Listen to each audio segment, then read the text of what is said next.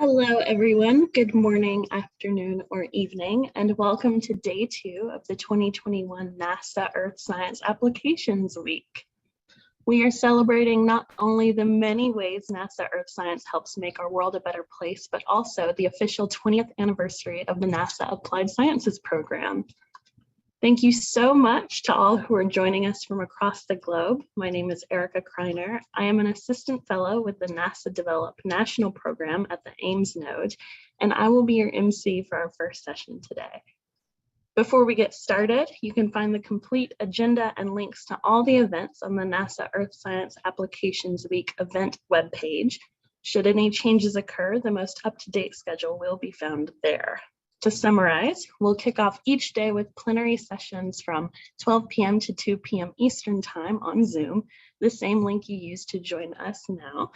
Following this, today and tomorrow, we will have 2 concurrent tracks of events in the afternoon symposium on Microsoft Teams, and on Thursday, we'll have a networking session using a platform called Wonder.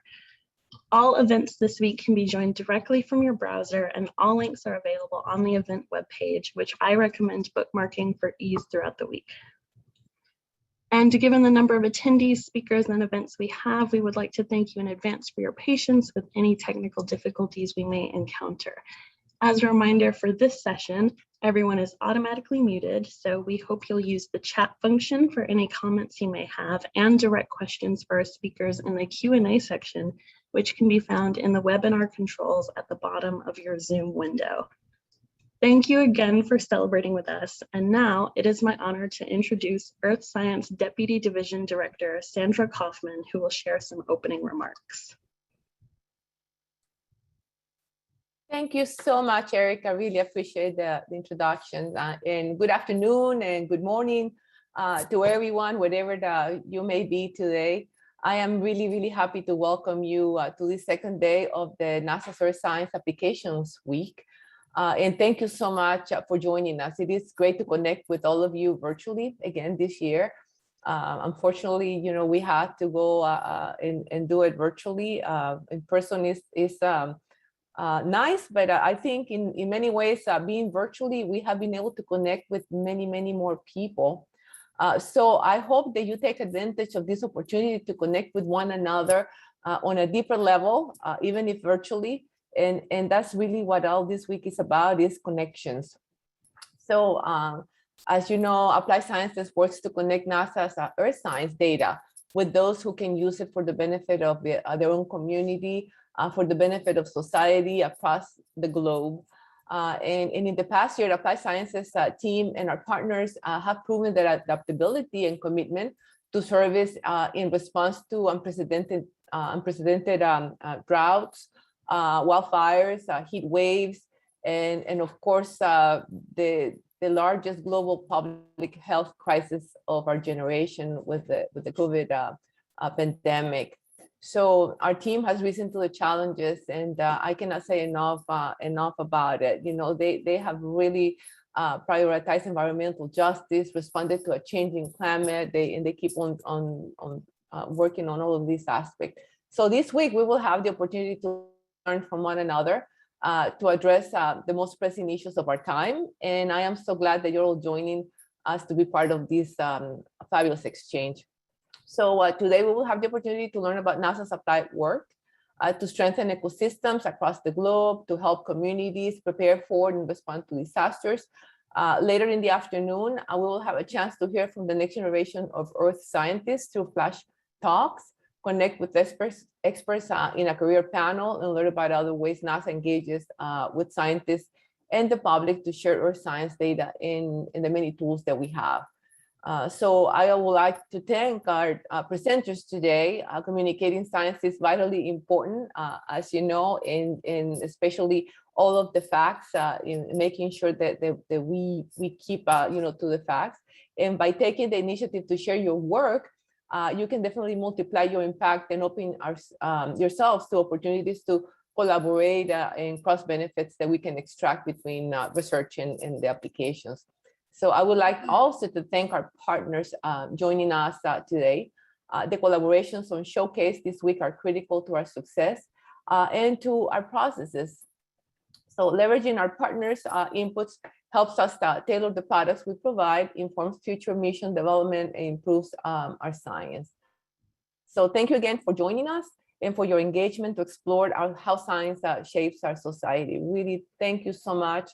And please enjoy the rest of your days. Thank you. Thank you so much, Sandra. I would now like to officially begin our section on strengthening ecosystems. And to start, I am pleased to introduce Keith Gaddis, the Ecological Forecasting Program Manager, to give us an overview of the program. Thank you, Erica. Can you hear me okay? Yes. Great. Hi, my name is Keith Gaddis. I'm Program Manager for Ecological Forecasting. I run this program with Woody Turner, Laura Rogers, Maury Estes, and Cindy Schmidt, and I wanted to especially acknowledge Cindy, who did an amazing job assembling the presentations you'll hear from us today. In these presentations, you're going to hear about projects and activities supported by this program and the impact they have on preserving life across our planet. And when I say life across our planet, I mean it. We often use the line saving life on Earth as our overarching objective. Our program is aimed at preserving life on land, in the water, and in the air around us, from ecosystems to species to the genetic variation held within a single population. We do this not just because we have a moral obligation, but because the loss of our planet's biological diversity has tangible consequences on the lives and livelihoods of our species, humans. People are dependent on nature for the air that we breathe, the food that we eat, and the water we drink. The Ecological Forecasting Program enables the use of Earth observations to make strategic and informed choices about how to allocate resources and efforts to preserve life on our Earth, and thus preserve the benefit it provides to us. Next slide. Here you see a snapshot of what this looks like among our currently active projects. Moving from left to right, you see the division of our work by end users we work with and support, the locations our projects are active, the themes of the projects and their activities, and the ecological domains in which they occur. In terms of end users, we work with a wide variety of organizations with decision-making needs. These are most easily broken down into 4 basic classifications, with government agencies divided amongst state, federal, and international governments, making up the majority of end users in our current projects. Moving upwards in scope, we additionally serve international bodies that serve to set conservation standards for multiple nations. We also frequently work with conservation agencies and even partner with private companies who have a stake in ecological preservation. As you can see under geographic extent, we currently have projects that span the globe. We have many projects in South America, Africa, Asia, Australia, and the Atlantic Ocean. Nevertheless, we have a massive projects in North America, which is predominantly occurring within the United States. The map below, you can see that these projects span all US states, but are especially prevalent within the Western states and Florida. Thematically, our projects have focused on a wide breadth of topics and study species, but divide easily among 6 major themes. These range from improving protected area management, tracking the value of nature through ecosystem service assessment, broad ecosystem conservation, rewilding of lost species and ecosystem restoration, informing international conservation standards, and engaging citizens in conservation.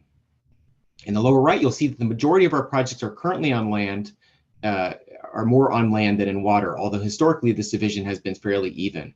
In fact, a great example of a successful project you'll see on the next slide, which was conducted by Matt Oliver at the University of Delaware, who built a system to forecast the likelihood of sturgeon encounters at the freshwater marine interface of the Delaware Bay. Sturgeons are an endangered species and are thus federally protected. When caught in a net by fishermen, they cause significant nuisance and potential liability. These massive fish can weigh upwards of 800 pounds and can cause significant damage to the nets when they're caught in them, and even injure fishermen who are trying to untangle them when they get caught in the nets. So using remote sensing inputs like sea surface temperature and ocean color data alongside acoustic tracking records for the sturgeon, Oliver and his team was able to model not just current locations where sturgeon are likely to occur, but additionally forecasts where sturgeon are likely to occur in coming days. The application they built out of this model, called the Atlantic Sturgeon Forecast Warning System, delivers alerts through a web application and text message to interested stakeholders, and allows people like fishermen to avoid accidentally catching sturgeon in their nets. Next slide.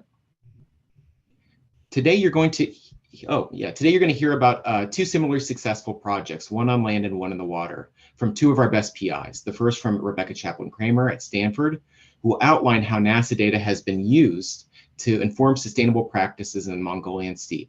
She'll be followed by Megan Donahue at the University of Hawaii, who will show how NASA observations can penetrate the ocean surface to protect coral from disease outbreak. You will then hear about how the capacity building program addresses ecosystem protection. First from Develop, who will tell you about how their work has informed management of an invasive grass in northern Colorado. And second, you will hear from Servier, whose work has helped to protect pristine ecosystems in the Amazon.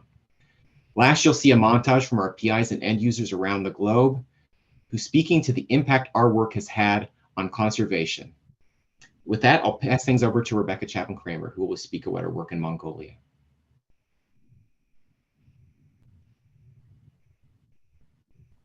Thank you, Keith. Thanks so much for having me here. I'm really excited to talk to you today about, do you want to advance the slide?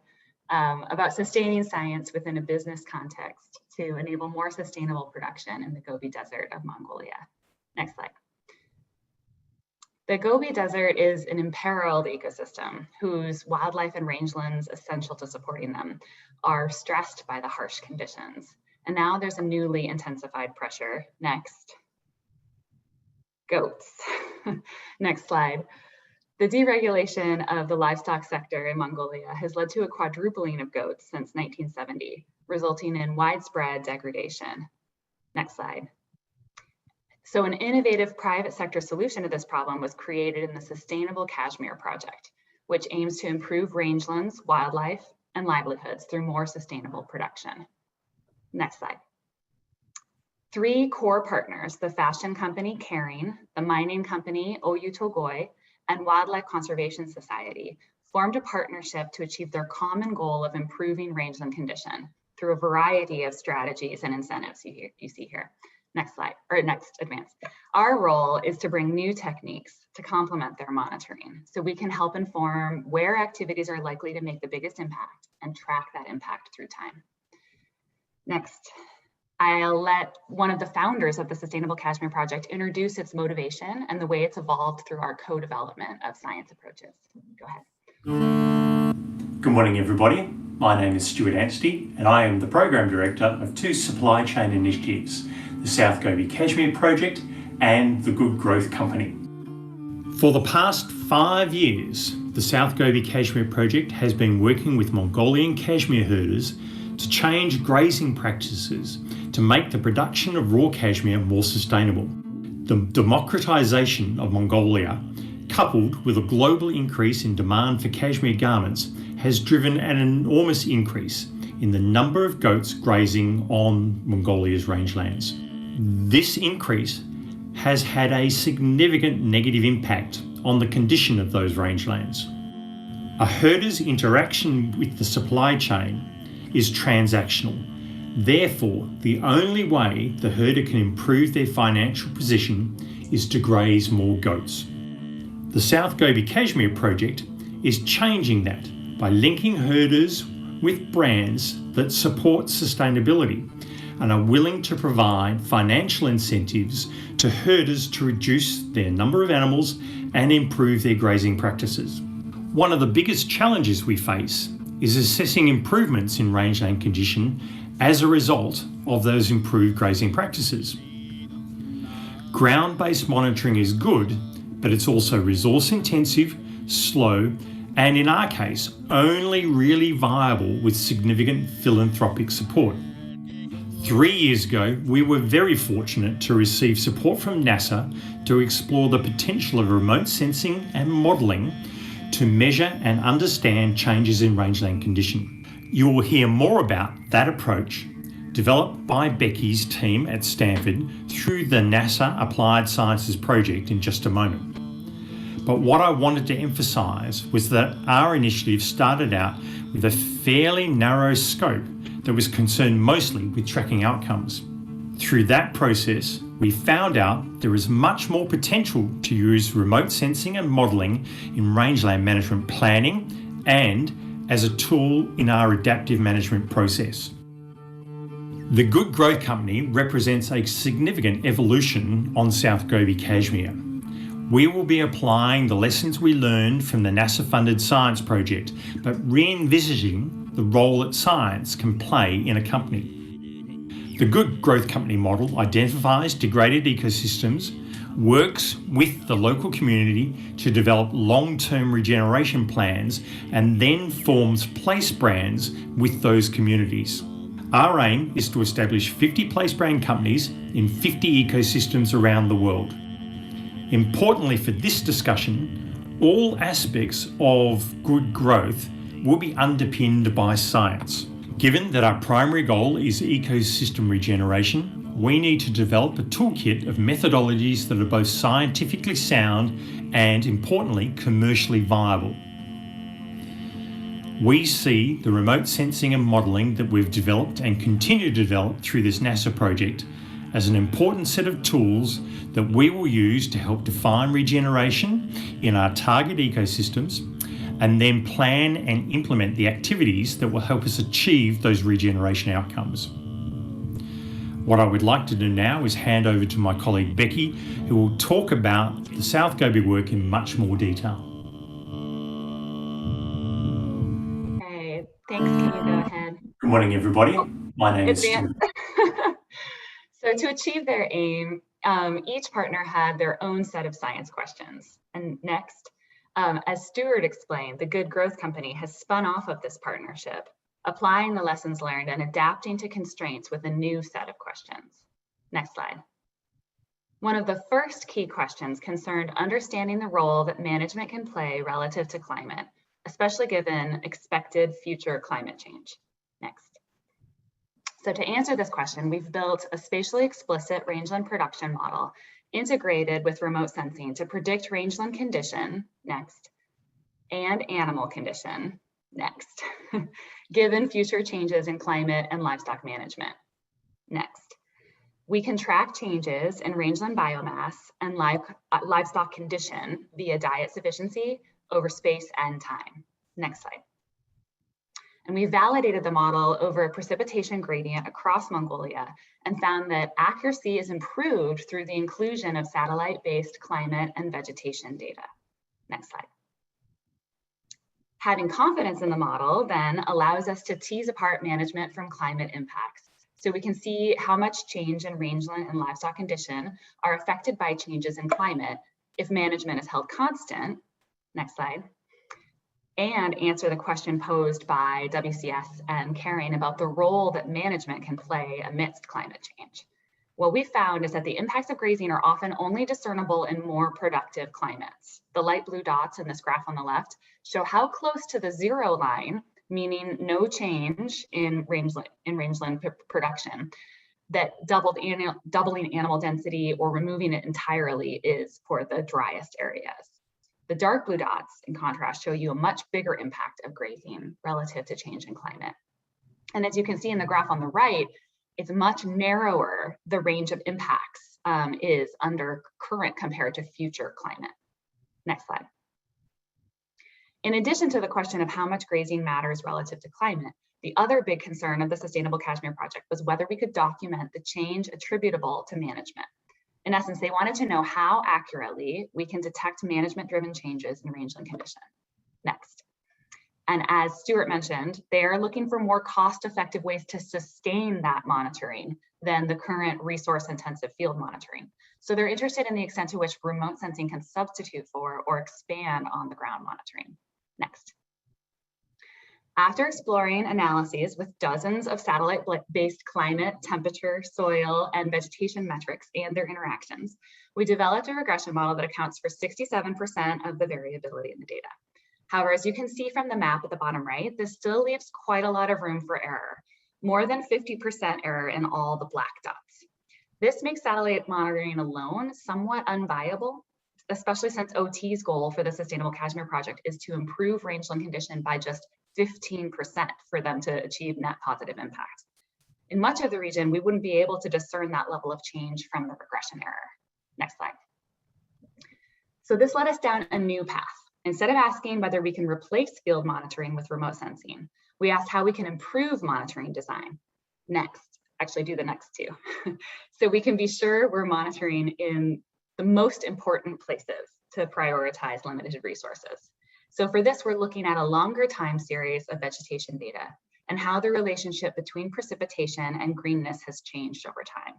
If that relationship spikes or shows a large decrease, meaning the area is growing less productive, it might be a sign of degradation. Next slide. If we look back on our modeling results, we can also identify the areas where grazing management should make the biggest difference according to the model. Next slide. And if we overlay that remote sensing time series to identify potentially degraded pixels, we can start to see areas of greatest interest for monitoring with greatest potential for intervention. This was for a wet year, relatively. Next. And the pattern's different for the dry year that followed it. Next. But if we combine these areas of importance under a range of conditions, next slide, we can select the areas of greatest potential impact, which we might consider important areas for monitoring or for grazing management intervention. And Good Growth is interested in using this as a screen for the prioritization of their field resources. Next. Ultimately, we see this as a path to scaling up regenerative grazing based on the modeling and monitoring that we've co-developed on this project. This gets to the heart of the first of Good Growth's questions, which have evolved from the initial questions they asked under the Sustainable Cashmere Project, just as the business model has evolved from a one-off project to a new vision for a company that puts regeneration instead of profits at its center, using the best available science to help define it. Our NASA grant is ending, but we're excited to help support Good Growth in this next generation of sustainable cashmere production. Thank you. Thanks so much, Becky. For our next speaker, I am pleased to introduce Megan Donahue, who will tell us about the Coral Reef Project. My name is Megan Donahue from the University of Hawaii, Hawaii Institute of Marine Biology, and I'll be sharing this work with you today on behalf of our collaborative research team and our partners at NOAA Coral Reef Watch, as well as our network of reef managers across the Pacific. Coral diseases are a natural component of coral reef ecosystems, and we expect to see endemic disease. But disease outbreaks on coral reefs have increased in frequency and severity in recent decades, often associated with heat stress, compromised water quality, and other human impacts. Disease outbreaks have been most dramatic and devastating on Caribbean reefs, with outbreaks leading to dramatic losses of dominant reef-building acroporid species, and in recent years, the rapid spread of stony coral tissue loss disease through the remaining coral assemblage. But coral disease impacts are widespread across the world's coral reef ecosystems. Our project focuses on coral disease across several regions in the Pacific.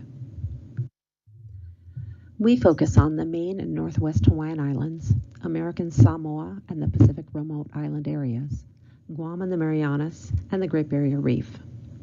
While these regions have not yet experienced widespread and devastating losses due to disease outbreaks, we see increasing risk, particularly due to ocean warming, but also opportunities for local interventions if there is an early warning system. And so that early warning system is the focus of this project, a tool to assess the site-specific coral disease risk, both today and up to 3 months in the future, providing an actionable timeline for managers and researchers when disease risk is high. We've expanded on an earlier experimental product to include the 5 Pacific regions I've already mentioned, multiple disease types, including tissue loss and growth anomaly, multiple host species, including both branching and tabular acroporid corals and massive corals like Porites, and a wider suite of environmental drivers derived from NASA satellite data products. These include thermal stress history using sea surface temperature anomalies, water quality using ocean color anomalies, and coastal development using nighttime lights. We've developed this product in collaboration with NOAA Coral Reef Watch, and it will be hosted on their website. Our end users are familiar with their widely used bleaching heat stress products, so we've borrowed design elements to make our disease forecasts readily interpretable. UH team member Jamie Caldwell showcased our new tool last month during a demonstration webinar at the International Coral Reef Symposium. Here she is introducing the tool and its key features. The new experimental product will look something like this. This is a mock-up page for the Coral Reef Watch website. And it'll show the overall Pacific Ocean where this tool is available for. And in each of these boxes is a smaller virtual station that users can click on. And then it'll take you to a page that looks something like this. We're hoping this is familiar to most people in the audience. It replicates very similarly the coral bleaching forecasts. And we've done that with the hope that this will make this product really easy and a natural transition for people to use who already use the coral bleaching products. And in most ways, it'll look fairly similar. We'll have a map of the region that you've clicked on, and then you can see 4, 8, and 12-week forecasts of coral disease risk with some gauge of that measurement. What's new and unique to this product, however, is the shiny explorer that we're embedding within the website. So this is the main forecast page. And when you click on it, you'll see a map with each pixel colored by its disease risk. It's looking quite bland here, which is actually a good thing. It means we're predicting very low disease risk. If we move into Maui here, right in our priority watershed, you can click on a 5-kilometer pixel and then scroll down to see the predictions for that specific location for growth anomalies and white syndromes. You can click on and off the confidence intervals. You can also toggle between the satellite view to zoom closer in and make sure you're actually looking where you're interested in, for instance, where you might have some monitoring sites, and then toggle back to the 5-kilometer forecast to make sure you're looking at the pixel of interest. We're also incorporating different management areas, so marine reserves, and you can similarly click on those areas if you want an overview of the forecast for a larger region that encompasses multiple 5-kilometer pixels. Next, we have our scenarios page. And the idea behind this page is to allow users to both refine the predictions from the 5-kilometer pixel, because we know that if you're actually looking to go out and do a monitoring effort or an intervention, that 5 kilometers is actually a big area of reef. And we understand that reefs vary even in small distances. So we're hoping this will allow users to actually refine the predictions if you know specific aspects or elements of your coral reef, or if you're interested in planning some intervention. So the scenarios page looks pretty similar in terms of the map, and you can click on the 5-kilometer pixels. So here within this watershed, I just want you to notice that, as expected based on the table I showed earlier, the baseline disease risk is quite variable in this region. So for instance, right here, the baseline disease risk is considered 9%. Now in this scenario, we're allowing users to move some of these sliders to adjust the values for water quality, which incorporates chlorophyll A and turbidity, herbivorous fish abundance, and coral cover and size. So for instance, if you knew this location actually had worse water quality than the average in that region, you might expect disease risk to be a little bit higher. But we also know that the herbivorous fish is quite a bit lower in that site. And we know that coral cover is much lower than 90%. It's closer to about 30%. So now that we've refined to the prediction to the specific area, we actually predict that disease risk to be just 5% rather than 9%. Now, another way to use this is to consider different interventions. So let's say at the same site, the goal is to improve water quality 20% above the average of the area. In that case, disease risk would be reduced by about 10%. So it dropped all the way to 1%, and any higher, I believe it'll go down to 0. And since one of the reasons this is a priority watershed is to improve water quality, this shows that between 20 to 40% improvement. So you can see the actual numbers for chlorophyll A and turbidity reductions here should actually reduce disease risk all the way down to 0.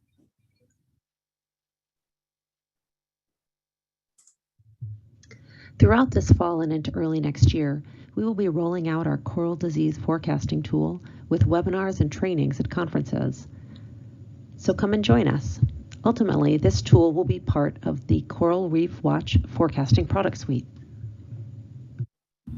Hello, my name is Derek Manzella with NOAA's Coral Reef Watch.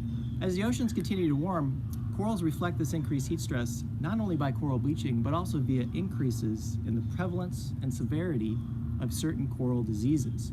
NOAA's Coral Reef Watch has been providing decision support tools for coral reef managers, the scientists, and the public for more than 20 years to monitor and predict coral bleaching on the world's coral reefs. With this new product, developed under the NASA ROSES project, Coral Reef Watch and its end users will now be able to monitor and predict status and trends in coral disease outbreaks as the oceans continue to warm. This allows us to document and understand this increasing threat, which is the second biggest threat facing coral reefs from climate change and increasing ocean temperatures. Thanks for your time today. You can reach me at megan.donahue@hawaii.edu if you have any questions. Wonderful. Thank you, Becky, Stuart, Megan, and Jamie for those. We're now going to move into the presentation for the capacity building program. Yes, thank you so much for that wonderful presentation. Now I am excited to introduce Develop participant Alex Bakke, who will present on the Colorado Eco Forecasting Project. Thanks for the introduction, Erica. And thank you all for joining in on the presentation on Colorado ecological forecasting, monitoring post-fire cheatgrass distribution to inform management planning. My team members who worked on this project includes Chris Choi, Alex Boson, Mo Rock, and Nicole Linist. So let me first address cheatgrass and its relationship to wildfires.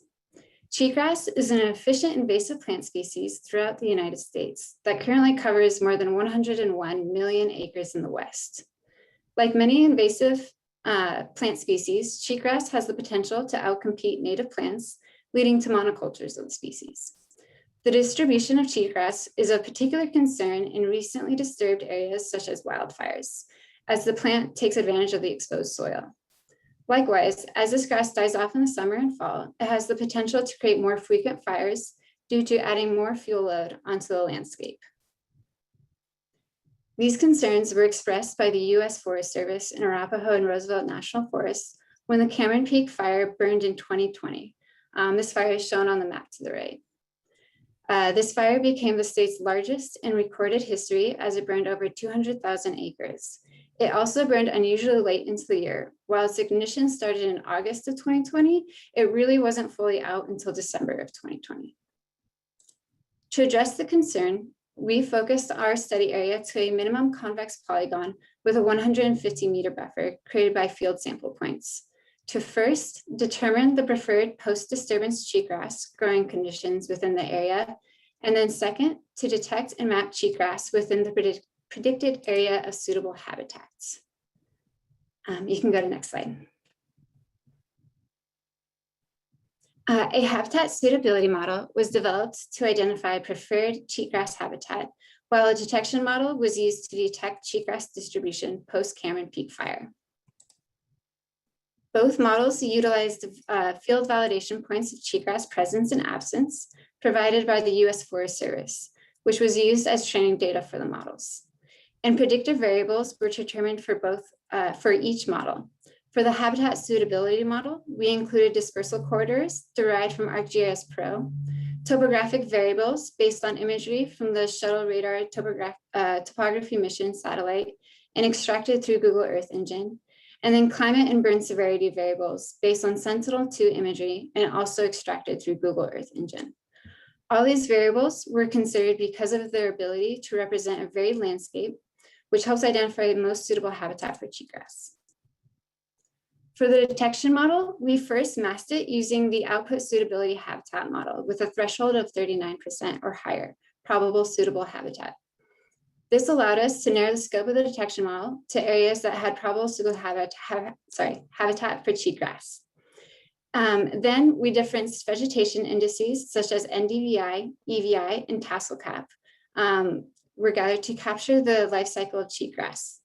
These vegetation indices were again provided by Sentinel-2 imagery and extracted using Google Earth Engine. Once all the variables were collected, we transferred them over to the software for assisted habitat modeling to run a random forest model, generalized linear model, and boosted regression model. By doing so, both a habitat suitability and detection map were created. And you can go to the next slide. So the random forest model was the best fitted model for the habitat suitability and is shown on this map. Areas that are lighter on the map is where the model predicted less suitable habitat, whereas areas that are darker green predicted landscapes that are more suitable for cheatgrass. The small red dots throughout the map are the field validation points of cheatgrass presence, and they consistently align in areas that are found to be more suitable for this type of grass. From looking at this map output, topography is highlighted as a large determinator for suitability, with lower elevations and south-facing slopes being much more suitable. We also ended up dropping dispersal corridor variables from the analysis, which were the distance to roads and trails, because these variables bounded the model too much and were also highly correlated to elevation. And then the graph to the right, measuring the importance of variables, supports the map visual, where topographic variables, including northness, topographic diversity, and elevation were the top 3 predictors and drove most of the model. Less influential variables that were still included in the model were landform, multi-scale topographic position index, slope, precipitation, and difference normalized burn ratio. And then you can, next slide. Like the habitat suitability model, the best fitted model for detection was random forest. The map shown here illustrates where our model predicts 70% cheatgrass probability or higher, which are the areas in green, with the most of the detected cheatgrass located in the eastern region of the study area with lower elevations.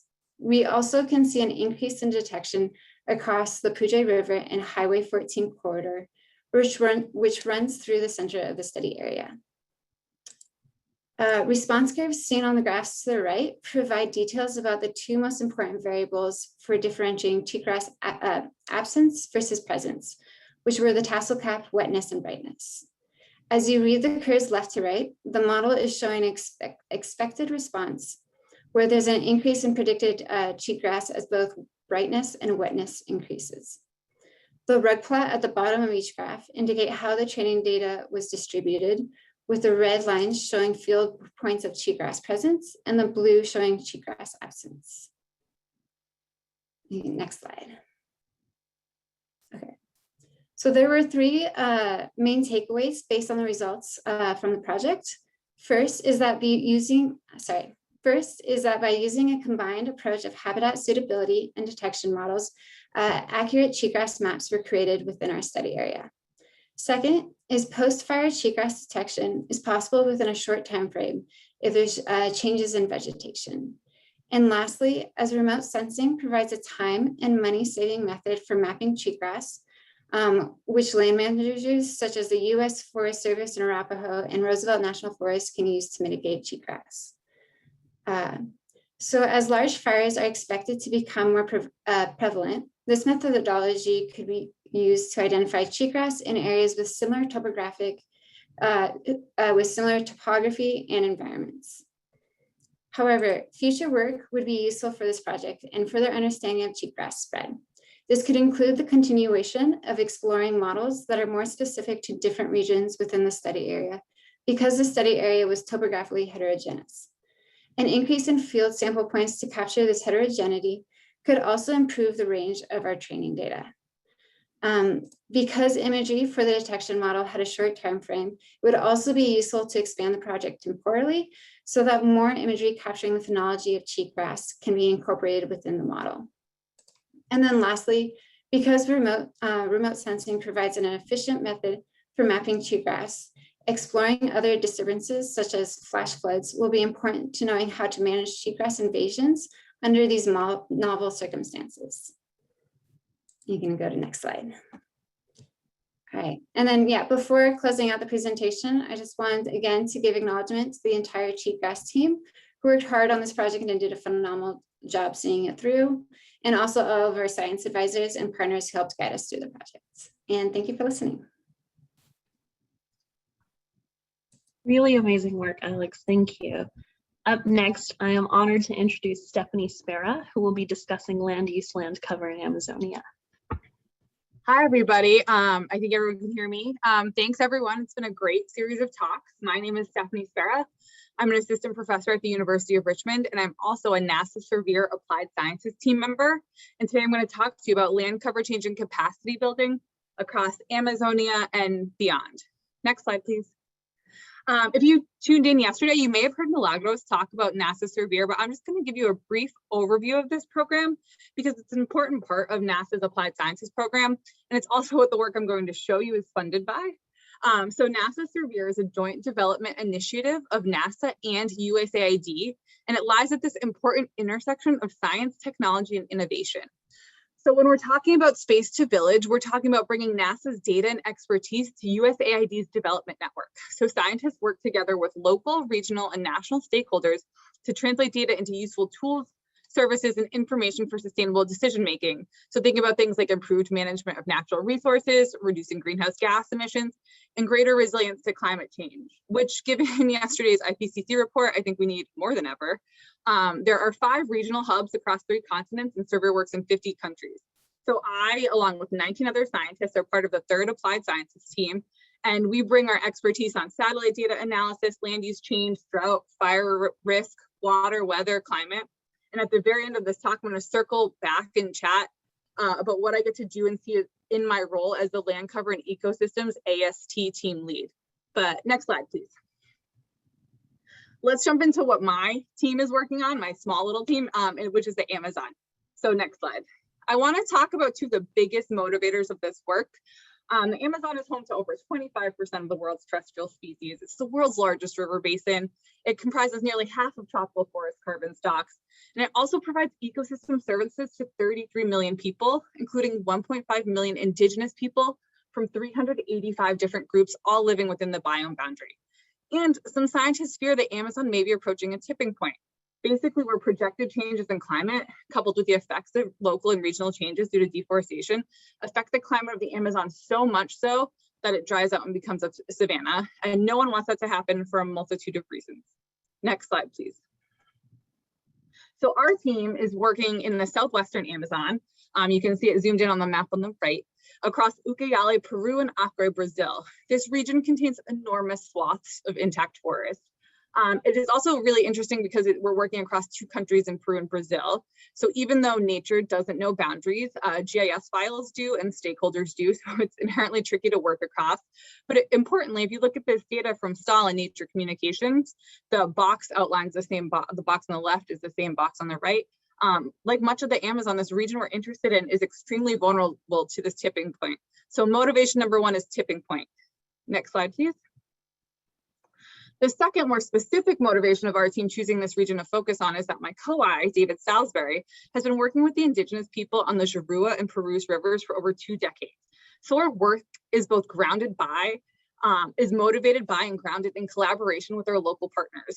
David has put on multiple climate change focused workshops with indigenous groups along these rivers. And the participants in these workshops stated that they noticed less predictable precipitation and stream flow, drier soils, warmer air temperatures, a less humid forest. And we all know that those who have contributed least to global climate change are most likely to feel its effects. So we want to provide these communities with the knowledge and tools to empower them and improve their resiliency. And what's currently happening in this transboundary region is that state and national governments are really pushing development through road construction and connectivity. But we know from decades of studying the Eastern Amazon, roads beget deforestation, which beget roads. And with that often comes negative environmental consequences. Next slide, please.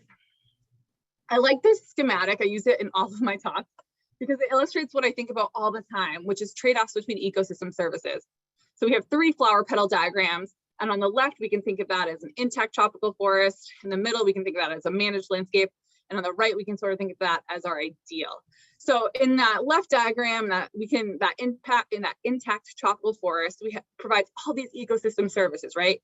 Carbon sequestration, biodiversity, everything else listed there. That middle diagram, we have a highly managed landscape where crops are produced. And food is a really important ecosystem service. but with it, you could lose that biodiversity and that water flow regulation. But it's okay to be okay with this trade-off. People need to eat. But on that right flower diagram, we have more of a goal where we're balancing whatever modified landscape variable like crop production and the other ecosystem services that tropical forests provide. So our goal is always to try and get to that right petal diagram. Next slide, please. But these trade-offs are important. So even though the portion of the Amazon we're working in right now is still largely untouched, we know that land use changes lead to changes in the water and energy balance. And this slide illustrates these dynamics in central Brazil. So on the left, we have a Landsat 8 image from 2016, and those rectangular shapes there are huge agricultural fields. You see that scale bar says 25 kilometers. This is a part of Brazil where there's been widespread clearing of natural vegetation for agriculture. And on the right, you have modus evapotranspiration data from the same time period and my very scientific scale, where blue corresponds to a lot of water being recycled back up into the atmosphere. Yellow is somewhere in the middle, and red is not so much. And the punchline is, when you clear native vegetation, you get a lot less water recycled back up into the atmosphere. That's really important for the Amazon because 25 to 50% of the rainfall there is recycled. So you can easily imagine a world where if you clear cut so much, you put so little water back up into the atmosphere that you reach that tipping point that people are afraid of. So with all this in mind, let's go back to our project in the Southwestern Amazon. Next slide, please. So we are asking two simple questions with complex answers, actually. How has land use and land cover changed? And what are the effects on these land cover changes on ecosystem services? Next slide. So we spent the first year of the project asking this first question: how has land cover changed? And it was tricky to get a handle on because not only did we want to map deforestation, but we also wanted to map forest degradation, which is typical in this part of the Amazon, but also just inherently more difficult to map. Like ags, we also loved a machine learning random forest algorithm. That's what you're seeing the results of right now. These are Landsat data. So as this GIF runs, I just want us to note that it's not showing deforestation, but all forest disturbances. So any area that was either deforested or degraded in the year that pops up. And I've highlighted the box in that green on the Ucayali River in particular, because it gets at just what a lot of our indigenous and conservation-based stakeholders are worried about: road building. You can just watch that road in the middle be built over time. And I also want to highlight one of the things that we did while doing this analysis is that we compared 3 common Landsat mapping algorithms. We wrote all of this code in Google Earth Engine with the intention that we could share it with our stakeholders in terms of capacity building. And I'll talk about that in a second. Next slide, please. So now that we've done this mapping, we can dig into what I think is the fun stuff, and that's thinking about ecosystem services. We first investigated observational weather station data, so variables like temperature, precipitation, and stream flow. It turns out there are not too many weather stations with consistent data in this part of the Amazon, but in the 4 watersheds which we have data, which are colored in here, we do see that maximum temperatures are increasing, minimum temperatures are increasing. We do not see a signal with precipitation, and importantly, none of these trends are correlated with forest disturbances. Instead, they're related to larger global atmospheric signals like general climate change, and then ENSO and the NAO, which is sort of a good thing. The forest disturbances here aren't actually large enough that they're affecting regional climates. That's a silver lining. Next slide, please. We're just starting to work on the remotely sensed-based ecosystem services analysis, but here's a quick snapshot of our initial work. On the graph on the left, we have the mean of monthly land surface temperature by forest condition. This is MODIS 1 kilometer land surface temperature data. And we looked at the average monthly temperatures over non-forest, intact forest, degraded forest, and deforestation. And we see that intact forest, which is in lime green or the second column, has cooler land surface temperatures across the entire year than any other land cover, which makes sense.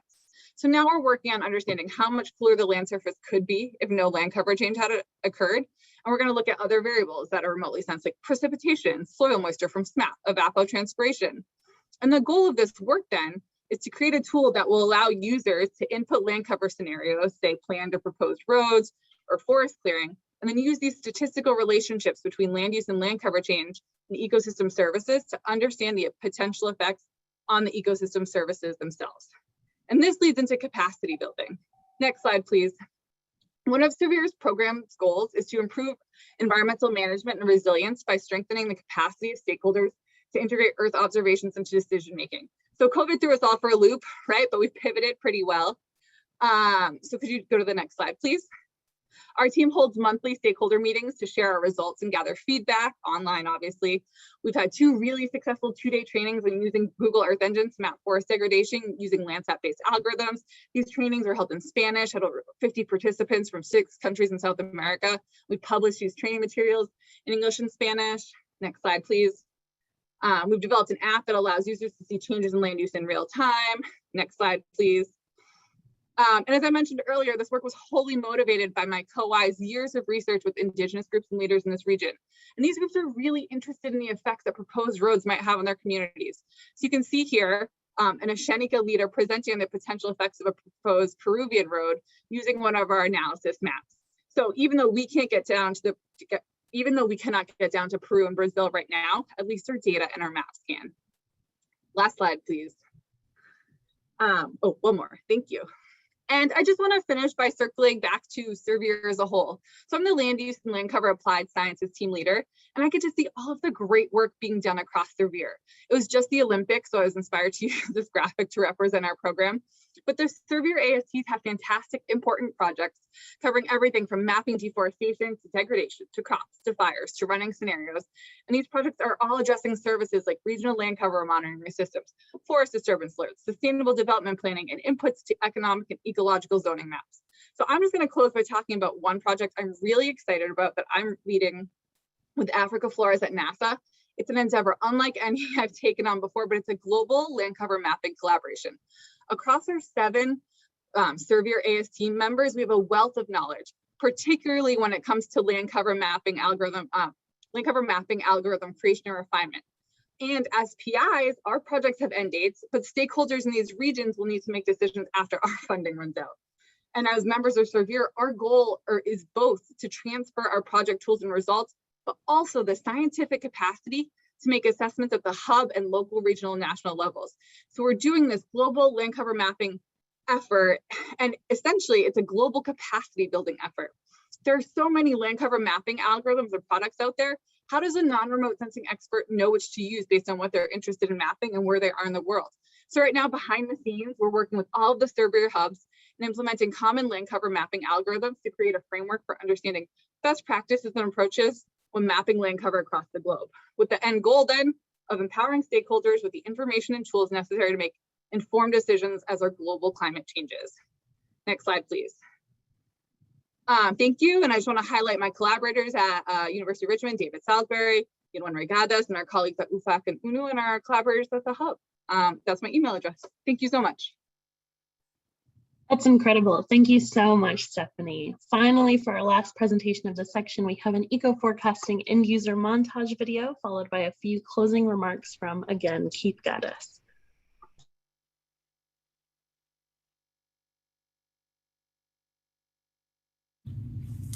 Hey NASA, this is Eric Sanderson. I'm a principal investigator at the Wildlife Conservation Society, working on a NASA eco-forecasting project to build a near real-time monitoring system for tiger conservation.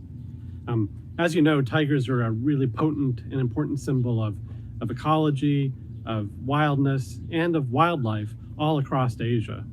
Originally, they were distributed as far west as Turkey and as far east as Vietnam and north across all of China and up into Russia. And we're working with the existing 10 tiger range states and the international conservation community to try and build this tool to provide close to real-time information about how tiger habitat is changing, the availability of that tiger habitat, and whether that tiger habitat is occupied. And this will help countries make specific decisions about what they want to do in different landscapes to try and improve the status of tigers. And it will help the international community, the tiger range states, working with the conservation community to assess the range-wide status of tigers and to see that through time. Hey there, I'm Matt Ryder with Point Blue Conservation Science and the PI on the Ecological Forecasting Project, integrating remote sensing and ecological forecasting into decision support for wetland wildlife management and ecosystem services in the Central Valley of California, optimizing across multiple benefits. And while that's quite a long title, the objective of this project was relatively simple, and that was to answer the question of where and when to put water out on the Central Valley landscape in order to maximize ecosystem benefits. This question was largely driven by our key cost-share partners, the Nature Conservancy and the U.S. Fish and Wildlife Service, who really seek to maximize habitat for migratory water birds on managed wetlands and private agricultural lands in the Central Valley.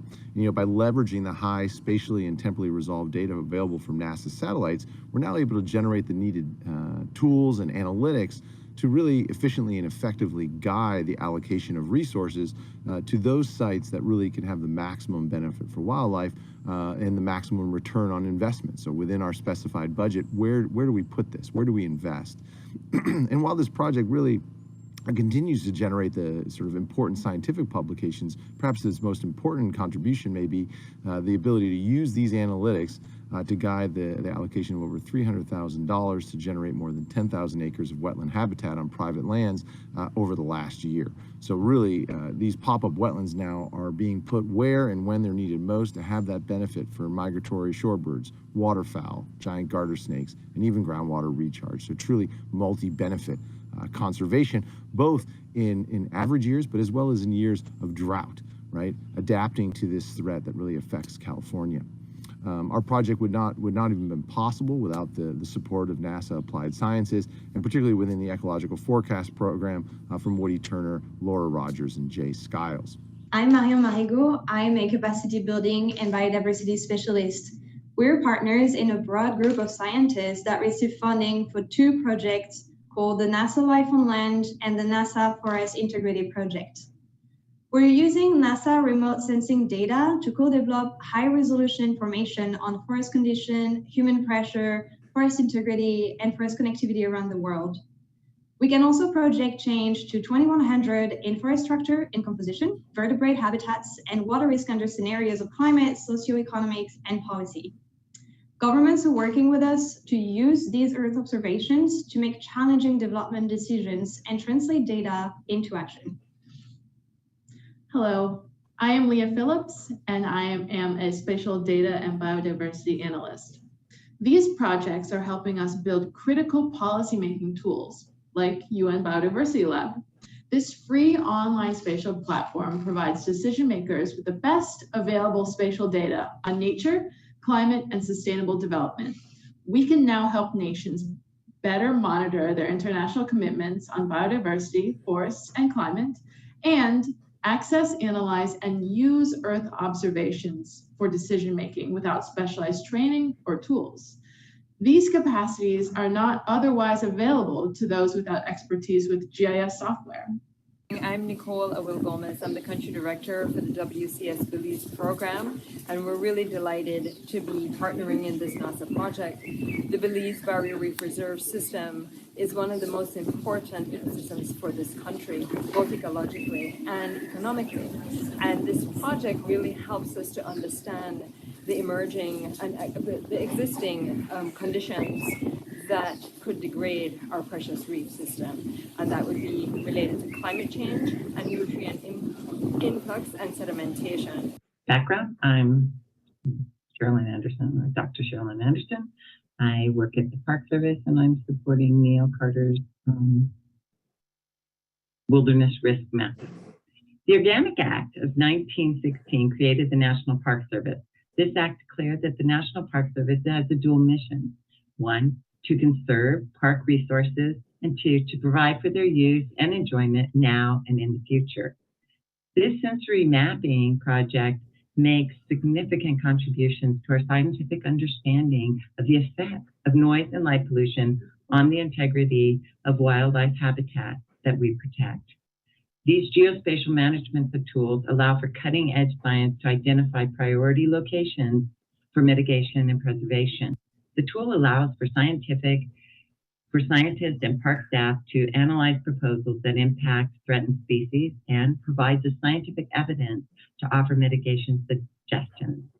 The simplicity of the tool makes it great for interpretive programs and talking about the effects of cities on recreation areas and wildlife. For example, the effects of light and noise pollution on the mountain lions of Santa Monica Mountains and the black bears of the Great Smokies. Hello, I'm Heather Lynch from Stony Brook University, and our ecosystem forecasting project was entitled Bayesian Data Model Synthesis for Biological Conservation in Antarctica. What does it actually mean? It means we created an interactive application called MAPPed, or the Mapping Application for Penguin Populations and Projected Dynamics. This application allows anyone to search everything that is known about the distribution and abundance of Antarctic penguins and to explore models showing how the populations have fluctuated over time and forecasts of how their populations might change in the future. So who exactly did we build this app for? Well, it turns out this information is useful for a lot of people. Our primary project partner was a Washington, D.C. based NGO called Oceanites, which is dedicated to Antarctic monitoring and conservation. Oceanites and its president and founder, Ron Naveen, have been working in the Antarctic for decades, and the MAPPed application allowed them to bring together in one place all the information needed to support the Antarctic community in its use of the best available science. One of the motivations for the MAPPed application was the development of satellite imagery as a new methodology for surveying penguin colonies, which rapidly expanded the amount of information available, but made it harder to organize. At the same time, increased information on penguin populations allowed for new types of modeling that allowed us for the first time to start studying not just select colonies around the continent, but actually all of the colonies in Antarctica at the same time. Wonderful, thank you. Thanks for all the contributors and the folks that were put this together. I hope these presentations have given you a better feel for the breadth of work we support at NASA protecting life across our planet. Our teams continue to push the frontier, inwardly enabling new Earth observation capability and outwardly expanding its use for multiple applications. The work of this and other programs in applied sciences are essential because they not only improve our planet, but they demonstrate why continued investment in Earth observation systems is within the interest of people in the US and around the globe. Thank you. Thank you so much, Keith, and to all the presenters that have shared their knowledge with us in this session. With that, I will officially wrap up the Strengthening Ecosystem session of today's program. But before we transition into the Boosting Disaster Readiness session, please follow the link being posted in the chat to answer today's poll question so we can better understand in which sector our audience members work.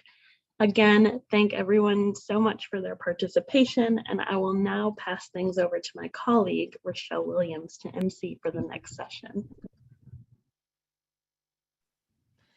Thank you so much, Erica. My name is Rochelle Williams. I am a fellow with the NASA Developed National Program at our Alabama Marshall location. I will be your MC for the Boosting Disaster Readiness section. Our first presentation will be an overview of the NASA Disasters Program presented by Disasters Program Manager David Green.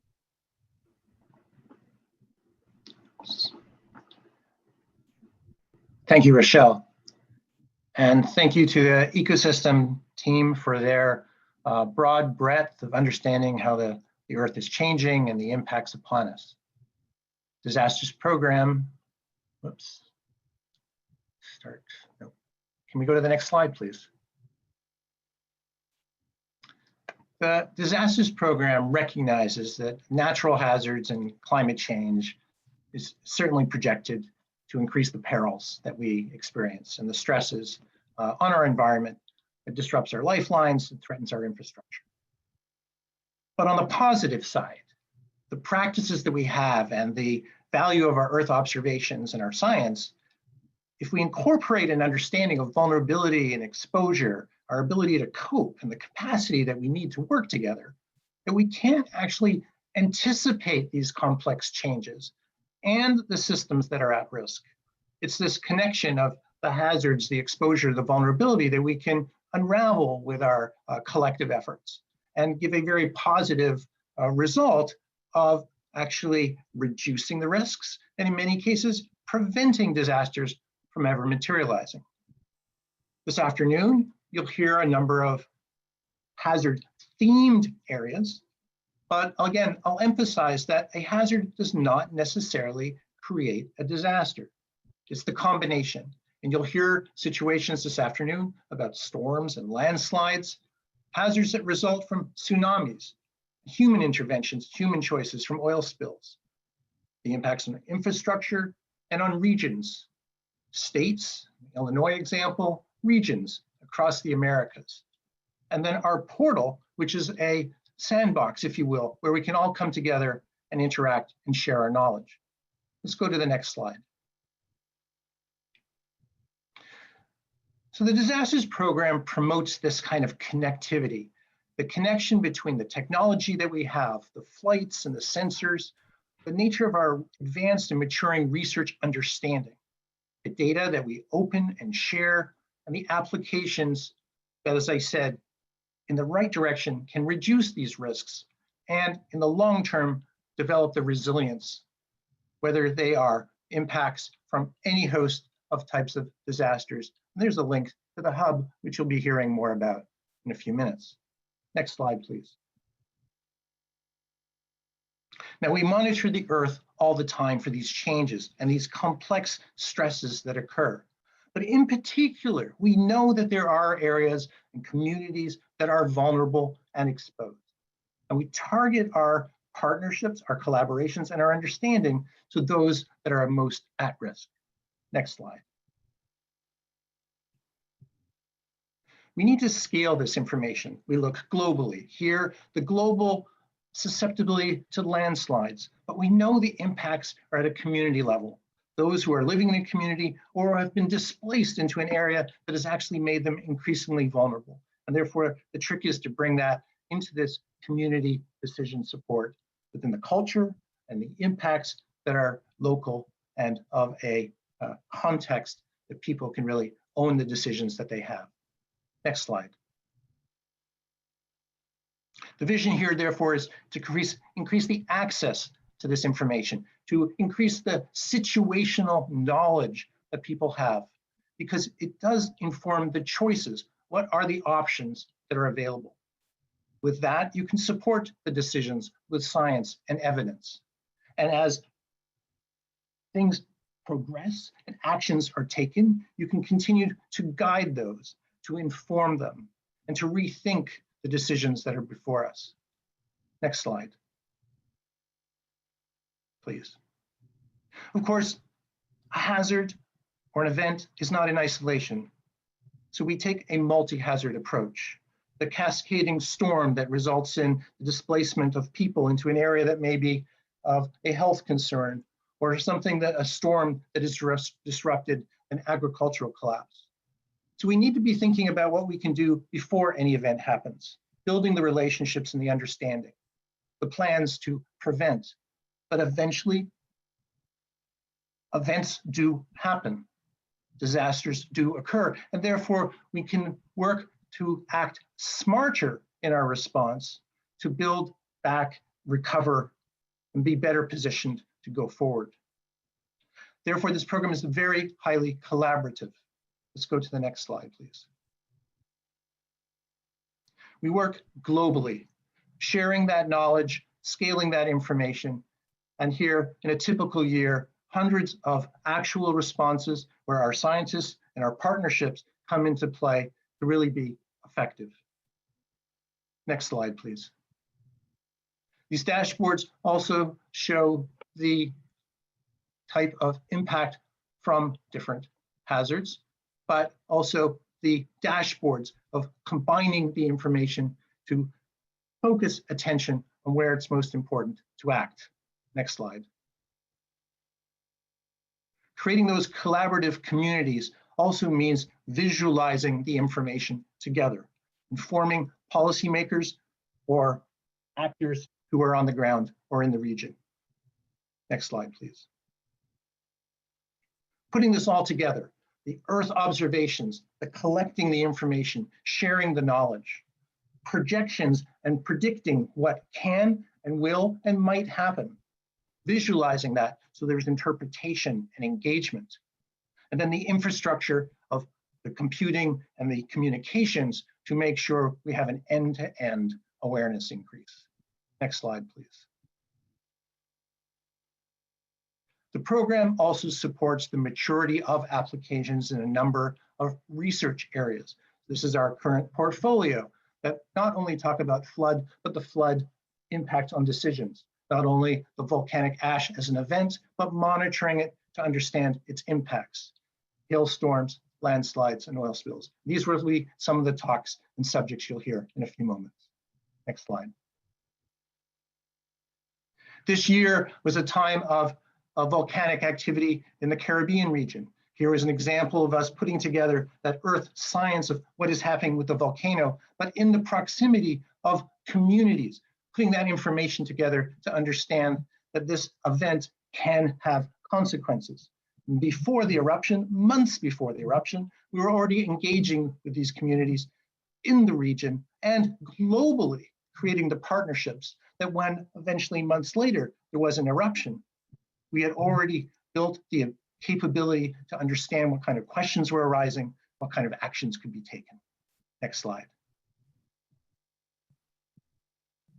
Of course, displacement does happen, evacuations occur, especially during a time of COVID, and combining that information to understand humanitarian relief. Where do we go? Where do supplies get provisioned? And understanding the impacts on communities, not only where there is damage and risk, but also importantly, where is it safe and where is it secure? Next slide, please.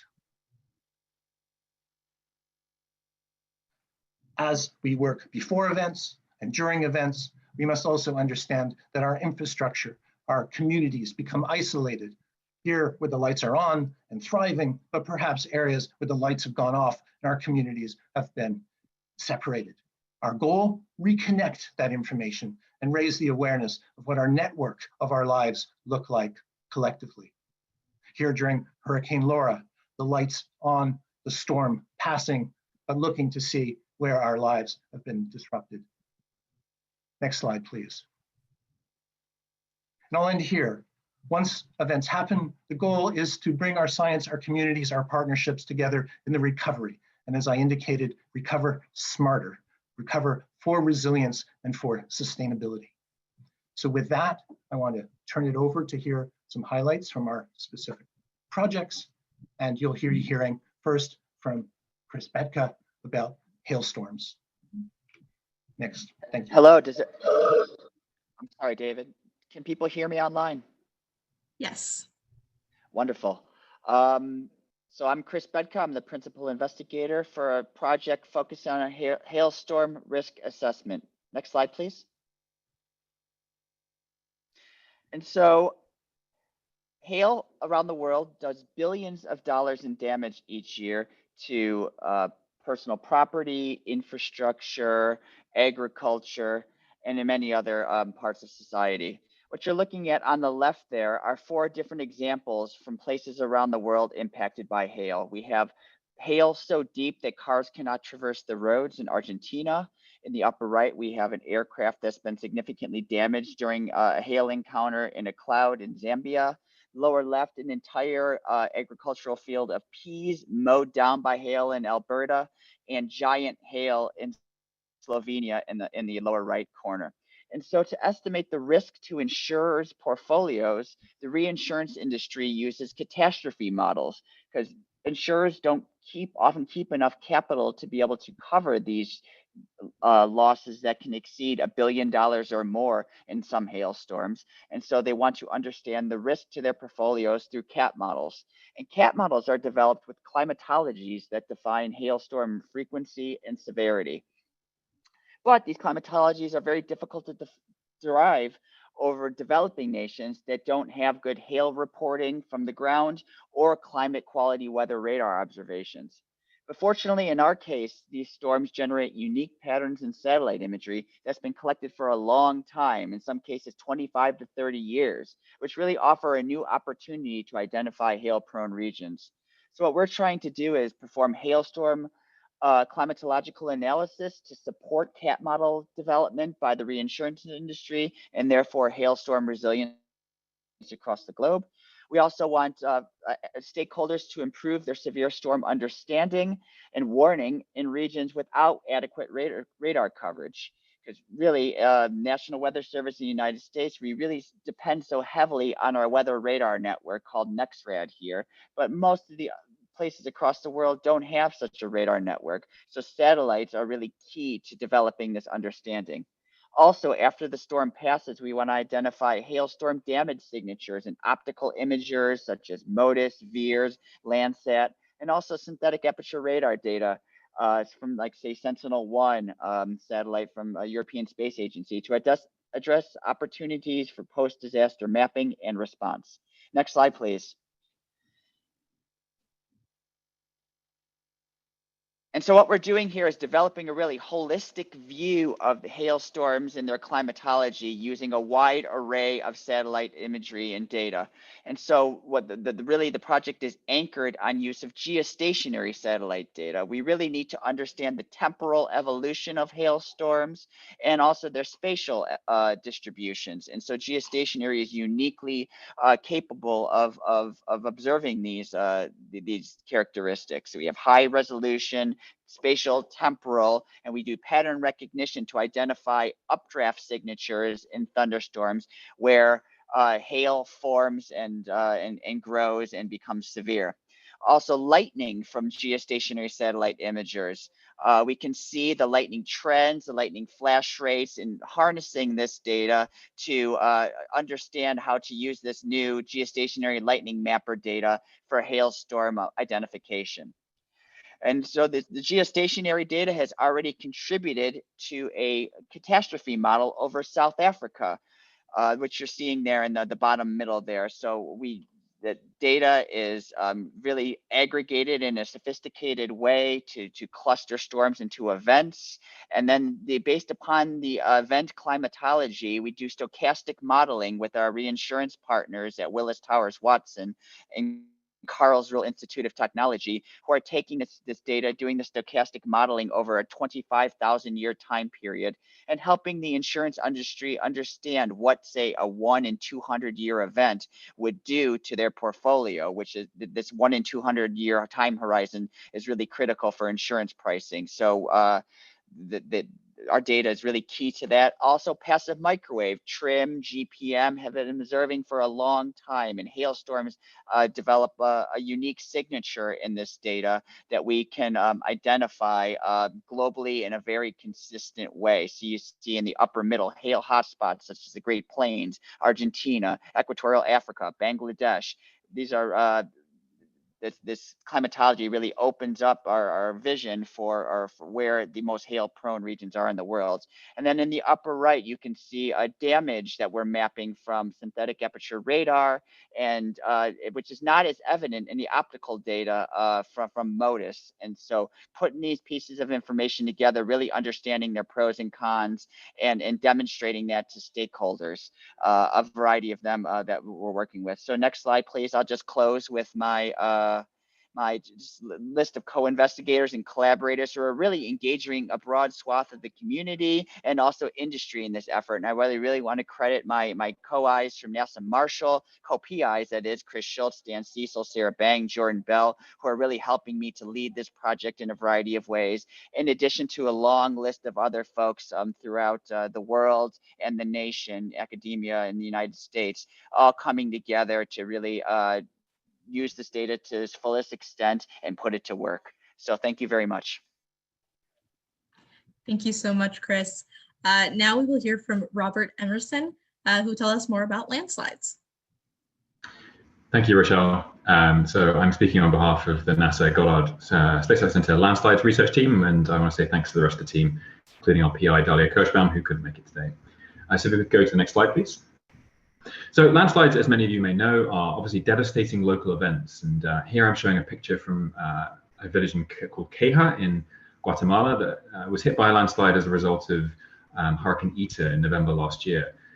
Landslides are often closely tied to major rainfall events, and particularly hurricanes and typhoons. And for this reason, they are really they can be global, but they also are very kind of local events. And so space-based data can be one of the best ways we can assess the impact of landslides and maybe also do something about probabilistic forecasting.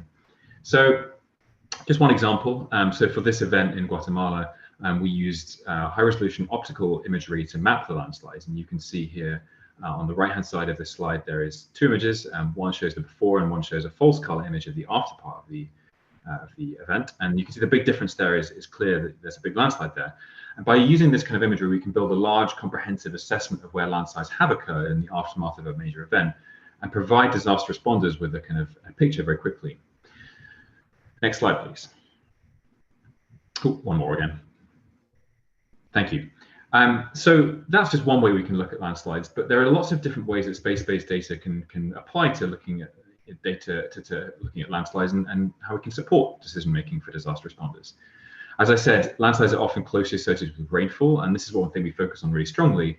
We use the TRIM and GPM microwave rainfall satellites to assess where extreme rainfall is occurring and use that as a way to predict where landslides are likely to occur. In addition, we can map where landslides have occurred, as I said, using optical imagery, but also SAR-based data, so radar-based data.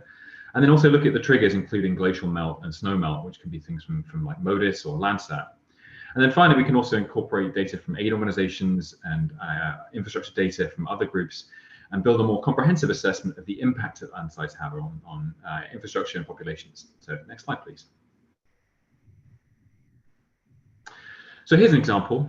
On the right-hand side, you can see a picture of Southeast Asia, and this is showing part of our landslide hazard and hazard model, which is a global model that runs every 3 hours, and it provides a probabilistic assessment of where landslides are most likely. And so the warmer colors here show a high probability of landslides, and you can see there's a big blob of warm colors in Thailand and Myanmar in this example. And so if we zoom into part of that section, on the left-hand side here, you can see that zoomed in area where there's a high probability of landslides that the model is predicting. And we also map that there is a significant number of landslides in these black polygons here that occurred in the aftermath. And so this is kind of validating that our model is providing a good assessment around the world of where landslides are likely. And this is just one anecdotal example, but there are many others around the world where we've seen that this is an effective model to assess the likelihood of landslides around the world. So next slide, please. And by combining that assessment on using long timescale assessments of where landslides are most likely, in other words, the hazard, and combining that with population data from, in this case, NASA's CEASON data center, we can assess the exposure of population to landslides around the world. And you can see here, this is an estimate of global average exposure to landslides. The warmer colors again here indicating higher exposure. And you can see across Southeast Asia, parts of the African Rift Valley and South and Central America, there are significant amounts of exposure to landslides. And these are parts of the world that are often missed in a lot of the literature about landslides because there's just generally a poorer set of reporting capacity there. And this is a great example about how satellite data can really fill in gaps that would otherwise exist because there just isn't the capacity to provide and to assess landslide risk in these locations. And so this is a great way we can kind of contribute to a global assessment of where landslides are occurring. So next slide, please. And not just looking globally, we can also look locally. And so this is an example of what we did working with the Rohingya refugee camp officials, where we developed landslide hazard and exposure assessments for the refugee camps themselves. And this included looking at roads, and you can see on the left-hand side here, this is an image of the relative landslide hazard, which is in the yellow and red colors. This is for a major rainfall event.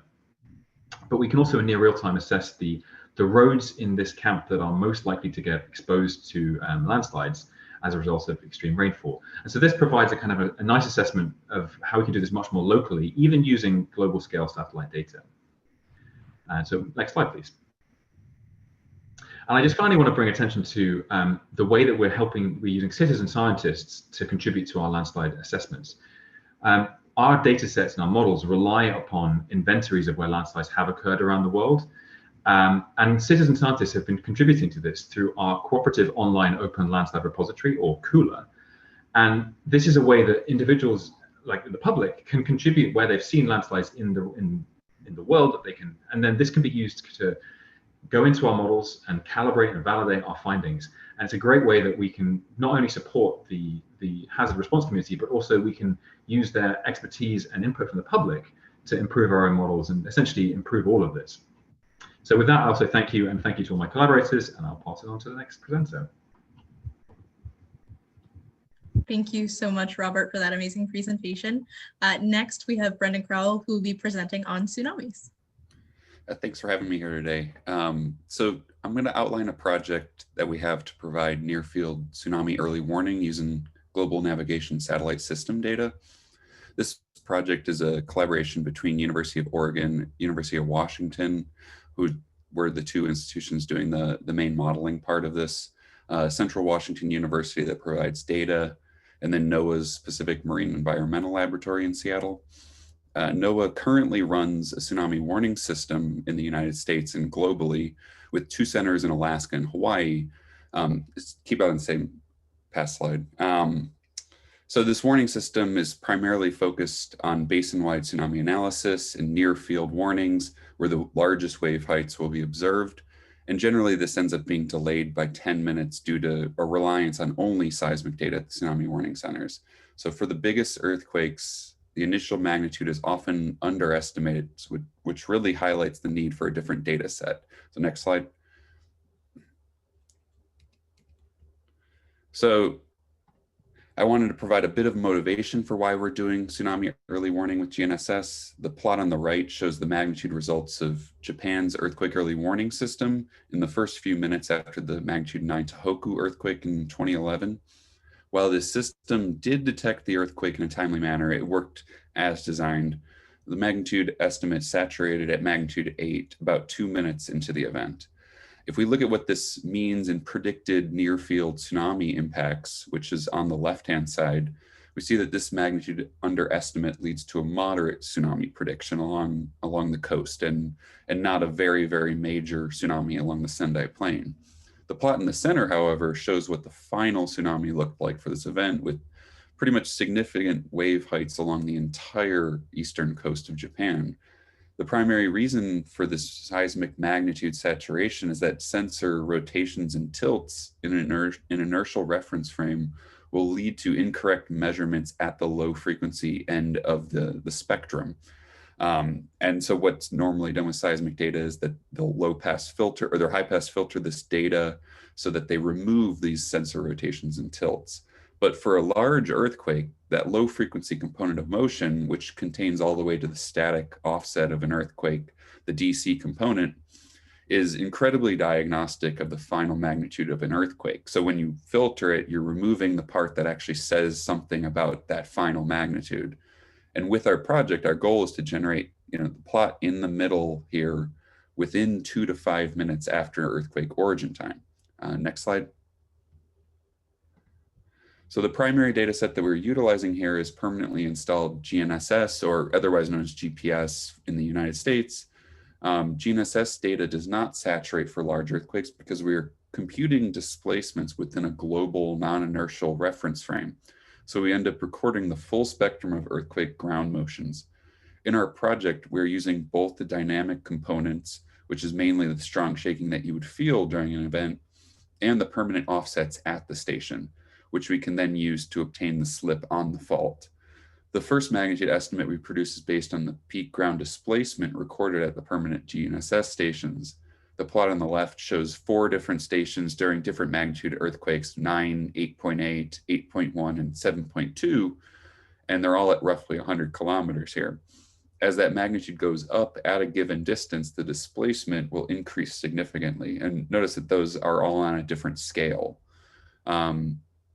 So what we've done is we've taken recordings from over 30 major global earthquakes and developed a simple scaling law, which is on the right, that relates distance, magnitude, and peak displacement. And this method generally has an uncertainty of about 0.3 magnitude units, and we can obtain it, this magnitude estimate, when the earthquake is about 2/3 done with the earthquake. So in this case of Tohoku, about 60 to 100 seconds after the earthquake origin time. Our project then will take this magnitude estimate and put it directly into the SIFT code at NOAA that predicts the tsunami. And this code generally takes tens of seconds to run. Next slide. So this slide shows how the system works conceptually for the 2016 Kaikoura earthquake in New Zealand. The plot on the upper left is the closest GNSS site to the epicenter. In New Zealand, we currently process over 100 sites like this in real time. The peak displacements and the static offsets are then put into a code we developed, GFAST, and determines the slip on the fault. So the lower left-hand plot shows the slip model 3 minutes after the earthquake origin time. This model is then put into tsunami modeling codes, and we get the model like the one on the upper right. The peak coastal amplitudes in this case match well the 4 tide gauges in the region. This peak coastal amplitude didn't really arrive for 30 minutes after the earthquake origin, and we generated this model in under 5 minutes. So, this does not replace seismic monitoring of earthquakes, but provides a powerful supplemental data set that can characterize both the magnitude and faulting mechanics within a few minutes. As I mentioned at the beginning, we are trying to do this globally, and we currently process over 1,400 sites at 1 sample per second with less than 2 seconds of latency on average. We have very good coverage in the United States, Central America, and the Caribbean, Chile, Ecuador, New Zealand, and a big focus going forward is to open up data access to provide our codes to other local analysis centers. The same code is currently being integrated into the Shake Alert system in the United States to provide more accurate estimates of large earthquakes. So thank you. Thank you so much for that wonderful presentation, Brendan. For our next presentation, we'll hear from Ellen Ramirez about oil spills. Hello, everyone. Good afternoon. I'm Ellen Ramirez. I'm a supervisory physical scientist with NOAA. I'll be speaking on oil spills.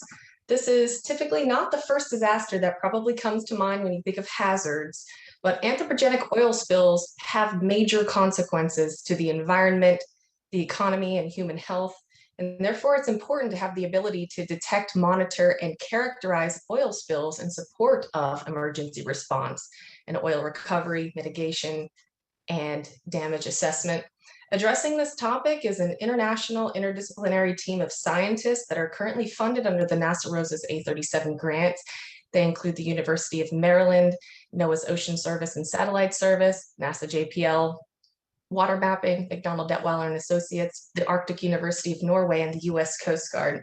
Next. There's quite a variety of sources of oil pollution. It can stem from drilling equipment failures related to offshore energy production. It can be pinhole leaks in pipelines.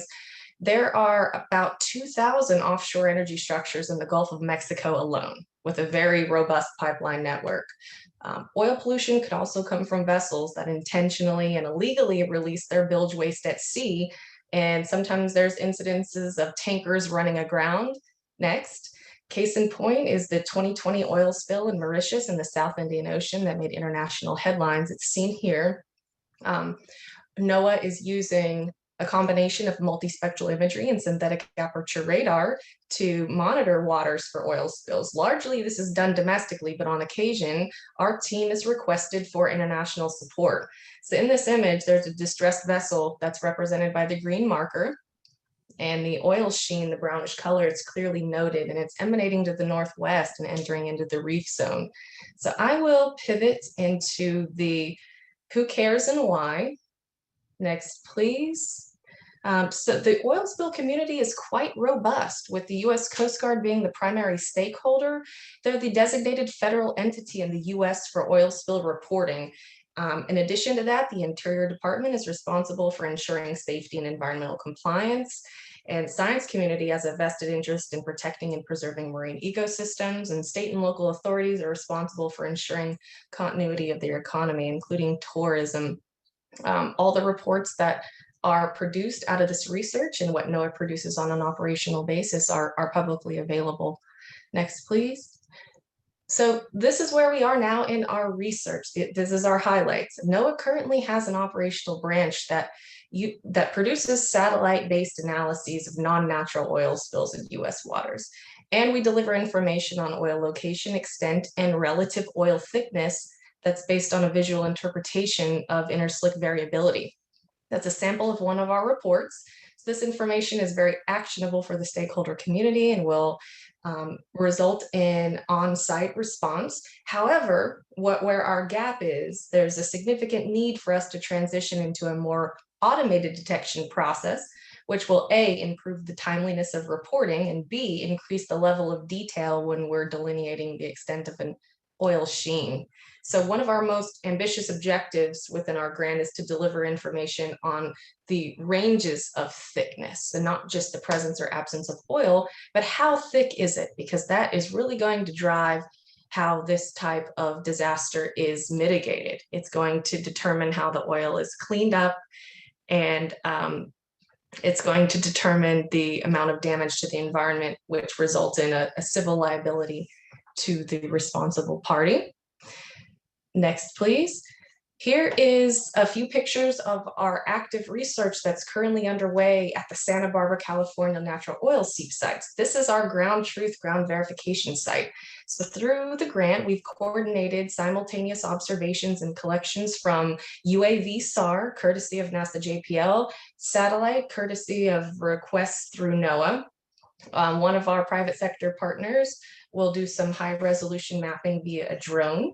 We have photography and we have in situ measurements. So the point of all this research is once we synthesize these different observations, it's going to enable us to produce highly detailed, semi-automated operational analyses that are actionable for said stakeholders.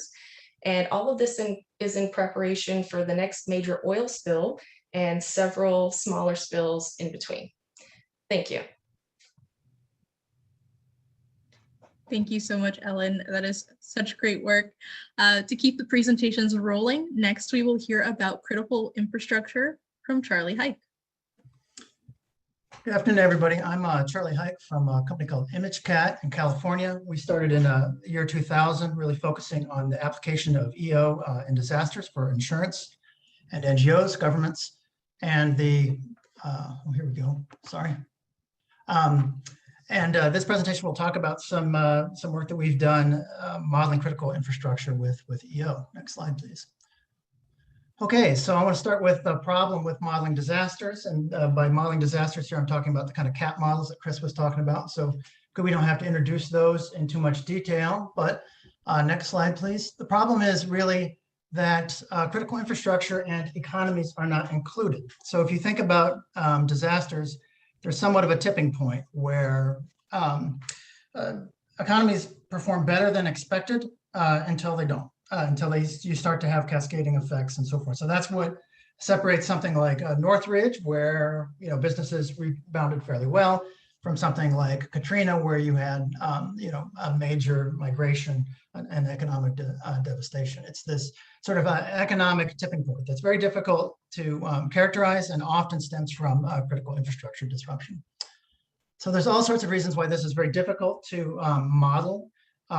You can model it on a single economy basis, but what's really needed to start to look at prioritization is trying to model this for entire countries and in fact the globe to figure out where there's the next problem waiting to happen. So what we need is a macro solution that allows us to see the forest through the trees, so to speak. And that's what we've been trying to do with EO data. So next slide, please. So the poster child for this is the Thailand floods of 2011. They talk about this all the time over at Lloyd's. This was not predicted by their 1 to 200 year model that Chris was talking about. In fact, we had to go out and do a lot of surveys for them to figure out what happened with EO data. But what happened is, several hundred buildings, infrastructure, manufacturing flooded. Flash drives, automobile parts couldn't be obtained by Japan, China, and you had this kind of cascading economic impact where it ended in, people couldn't work, the people who couldn't work couldn't pay the bills, and you have this kind of cascading economic impact. And lo and behold, the next year, the GDP of Thailand shrinks by 11%. So a huge problem, but an esoteric problem that isn't necessarily at the top of your mind when you think about disasters, but something that we're trying to characterize with EO data. Next slide. All right, so here's our proposed solution. There are tools that allow you to get at this sort of macro scale economic modeling. They're called CGE modeling tools, IO tools. They're what governments use to try to look at the effects of tariffs, taxes, these kind of things. But they're not very geospatial. They sort of stop typically at the country level, sometimes at the state level.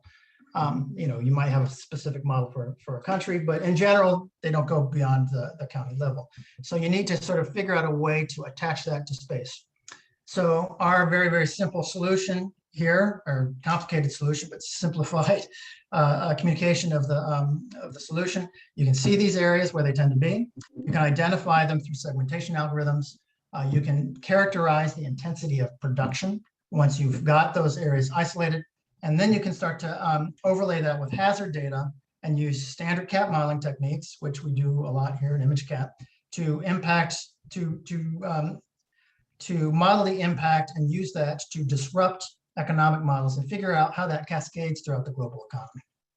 So for example, this is actually Thailand right here. The buildings are up there at the top. We identified them. We assigned the production there. It's overlaying with that, the flood data. And then you use that to project how long those businesses would be out of business, how that would affect their ability to manufacture goods, and how that would impact the global economy. So we've got a couple examples here. Next slide. That we've done it for using our pilot study of India. We have, what areas are at most risk to riverine flooding given a 100-year flood, so kind of a probabilistic view. A county level assessment of where you would have the largest problems given a sea level rise, and a moderate, say, 10-year flood, looking at sea level rise and climate change. And then on the left, the one where we were able to do some validation here is looking at a real-time event, typhoon approaching the coast, where you'd expect the most critical infrastructure damage. So all of these produce dollar figures, but the dollar figures are a little abstract. You start telling people billions here, billions there. All they have is sort of a heat map. So when we've taken this out to people, they found it very compelling for being able to tackle a very esoteric and very important problem. Sorry, next slide.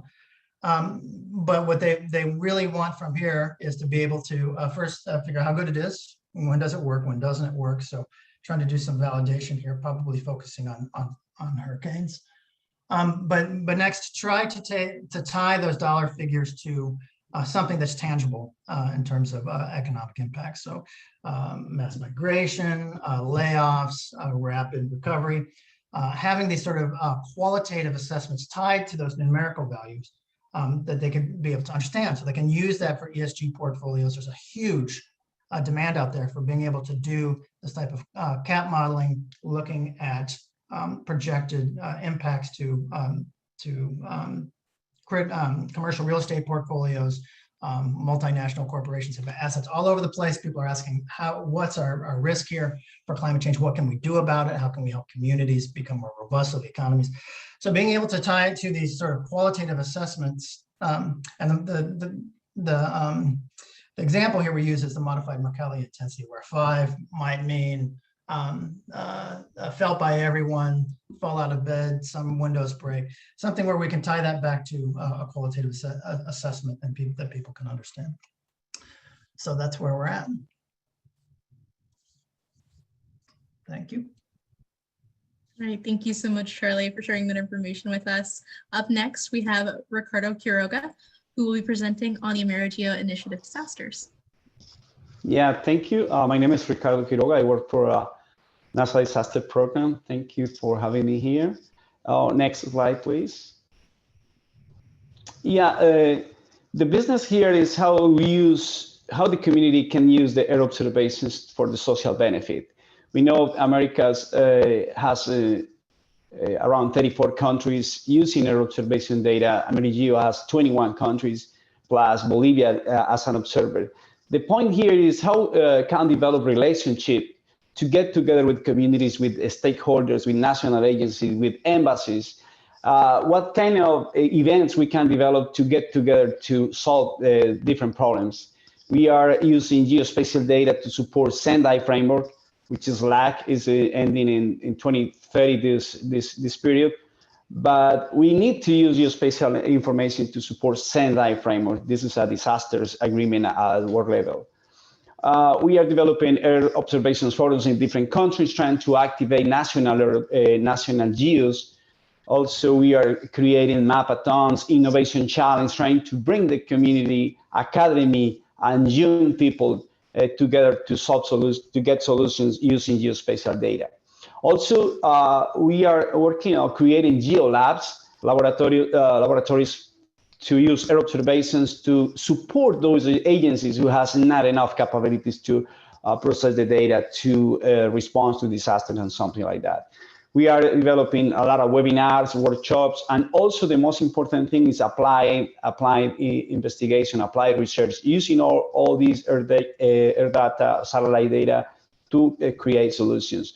Also, we are working in OGC pilots, Open Geospatial Consortium pilots, to develop solutions to the response in fields. Next slide, please. Yeah, I'll bring some examples. GEO has this initiative is in supersite of volcanic risk.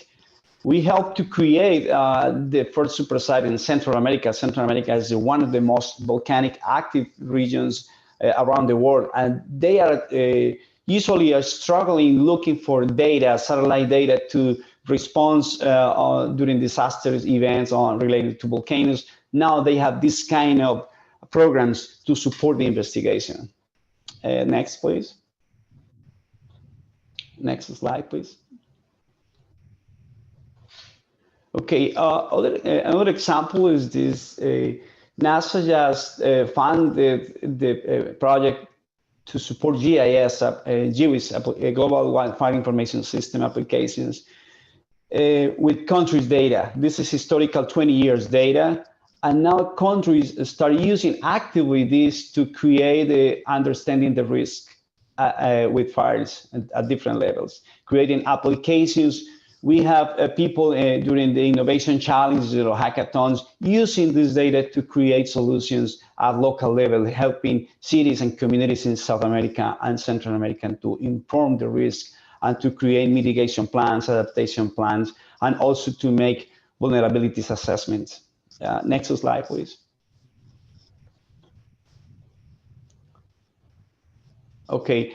The other point is that our NASA near real-time data is flowing into the regional platforms, trying to link the geospatial data at global level to the local communities. This information is going to the regional platforms as a CEPREDENAC. This is in Central America. CEPREDENAC is providing information to municipality, and municipality is providing information to the people through the funds applications. That is the way how geospatial data is supporting communities at the global level and to the regional level. Next slide, please. Yeah, also we are developing different events. This is one, for example, we are promoting GEO open source for GIS because I think many countries are lacking money to pay licenses, expensive licenses. And the main idea is to promote the open source use for to the people and also to the communities to create their own GIS mapping systems and early warning systems and all kind of GIS stuff. Also, we're gonna have soon the Innovation Challenge for Central America, including around 8 countries with 35 universities trying to bring the academy to the table of the Earth observations for get solutions and also supporting the implementation of the Sendai framework. Next slide, please.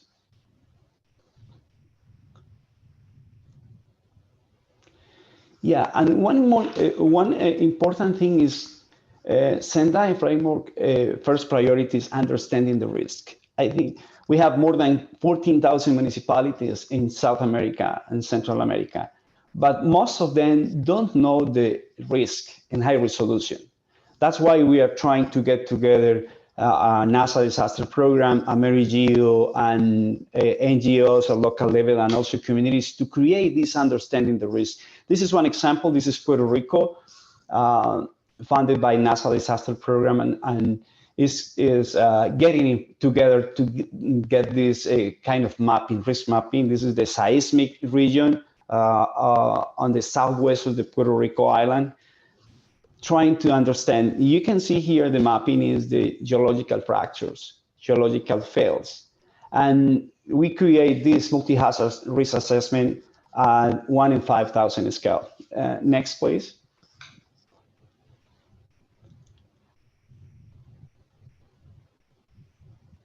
Next slide. Can you run the video, please? Okay. And this is one good example. We get together a year ago with Guatemala municipality and CONRED and SEMPREDENAC regional agencies to get together, put together the data. This is using Guatemala municipality data, catastro data.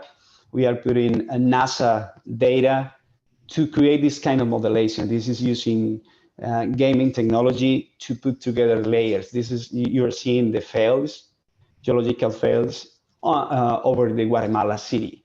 You can see here where the fails are affecting infrastructure, critical infrastructure, or maybe neighborhoods. This is only one layer, but you can see with this technology, and during this exercise, we provide landslides, flooding, fire, volcanic data, and we found many interesting things. This is a critical information to support decision-making in the Americas.